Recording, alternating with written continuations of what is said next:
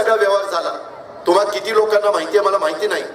जर एखाद्या कुटुंबानी वर्षभरामध्ये 1 लाख रुपयाचं खरेदी कार्डवर केली वर्षभरात, तर त्यांचे माझ्या माहितीप्रमाणे 3,500 रुपये कमिशन कापलं जाणार आहे. 3.5%. म्हणजे जो पैसा देणार आहे त्याचंही कमिशन कापलं जाणार आहे आणि ज्याला पैसे द्यायचे त्या दुकानदाराचंही कमिशन कापलं जाणार आहे. हा पैसा कुणाला मिळणार आहे? हा अंबानीला मिळणार आहे. हा चायनाची जी कंपनी जिने कार्ड काढलेली आहेत तिला मिळणार आहे. ह्याच्यातनं त्यांना लाखो कोटी रुपयाचं कमिशन मिळणार आहे.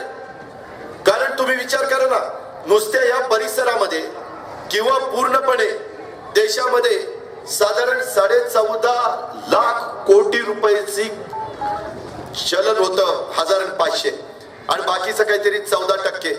त्याच्या 80 आणि 14 ते जर सगळं पकडलं तर साधारण 17-18 लाख कोटी एवढे पैसे चलनामध्ये होते. आता त्याच्यातल्या किमान 10-12 लाख कोटीचा तरी व्यवहार वर्षभरात होत असेल. एवढा व्यवहार त्याला 3-3.5% कमिशन. किती पैसा झाला विचार करा. हा सगळा पैसा मोठ्यांना मोठं करण्याचा उगीच अंबानी जिओ 31 डिसेंबर बरोबर लोकांना खुश केले. 31 डिसेंबर 2016 आणि 1 जानेवारी पासून जे फुकट देतात ना ते आधी दाखवतात. पूर्वीचे लोक सांगायचे चहावाला पण पहिल्यांदा चहा फुकट दिला आणि तुम्हाला ज्यावेळेस चहाची तलब जडली त्यावेळेस पैसा उकळायला लागला. चल इतके पैसे दे. ही पद्धत आहे. पहिलं नवीन काही आणलं की फुकट देतात. एकदा का लोकांना त्याची सवय लावली, गोडी लागली, आवड लागली की मग त्याच्यातनं पैसा काढायचा. त्या पद्धतीचं राजकारण ह्या मोदी साहेबांचं आणि अंबानींचं चाललेलं आहे. हे आपण वेळीच ओळखलं पाहिजे. राष्ट्रवादी काँग्रेस पार्टी हा सर्व जाती धर्माच्या लोकांचा पक्ष आहे. त्याच्यामध्ये भेदभाव कुठं केला जात नाही. सर्वांना तिथं समानतेची संधी दिली जाते. हे फारुख भाईंना उमेदवारी देऊन आपण सगळ्यांनी बघितलेलं आहे आणि त्यामुळं माझी तुम्हाला विनंती आहे की आज आपल्याला आणखी मोठ्या प्रमाणावर कामं त्या ठिकाणी करायची. ही कामं करत असताना पवार साहेबांच्या सारखा नेता आपल्या पाठीशी मजबूतीने उभा आहे. वंदनाताई आणि सुप्रियाताई ह्या दोघी जणी आपल्या पाठीशी उभे आहेत. आम्ही सगळेजण विधिमंडळामध्ये त्या ठिकाणी काम करतोय. त्यामुळं तुम्ही कामाची काही काळजी करू नका. जे काही पुण्याचं भलं व्हायचं असेल ते तुम्हाला मला जेवढं वाटतं तेवढं बाहेरच्या लोकांना वाटणार नाही. नरेंद्र मोदी कधीतरी येऊन एखादी सभा घेऊन जाणार. तिकडून गडकरी किंवा फडणवीस साहेब नागपूरवरून त्यांना उद्या विचारलं नागपूरला जिल्ह्याला जास्त मिळालं पाहिजे का पुणे जिल्ह्याला, ते म्हणणार नागपूर जिल्ह्याला. उद्धव ठाकरे म्हणणार मुंबईला. पण अजित पवारला विचारलं की अजित पवार म्हणणार पुण्याला. कारण पुणे हे आपलं शहर आहे, आपला जिल्हा आहे. त्याच्यावर आपलेपणाची जो एक तुम्हाला मनापासून त्या शहराच्या बद्दल प्रेम असतं ते इतर बाहेरच्या लोकांना अजिबात राहणार नाही. आणि म्हणून उद्याच्या निवडणुकीमध्ये देखील जातीचा, पातीचा, नात्याचा, गोत्याचा विचार न करता ज्या पद्धतीनं आपण इथं कामं केलेली आहेत, उद्याच्याला आणखीन आम्ही विजन पण त्या ठिकाणी उद्याचं काय राष्ट्रवादी काँग्रेस पार्टीचं राहणार आहे, आम्ही गेल्या 5 वर्षात काय कामं केली आणि उद्याच्या 5 वर्षामध्ये ह्या सगळ्या सहकार्यांना घेऊन काय काम करणार आहे.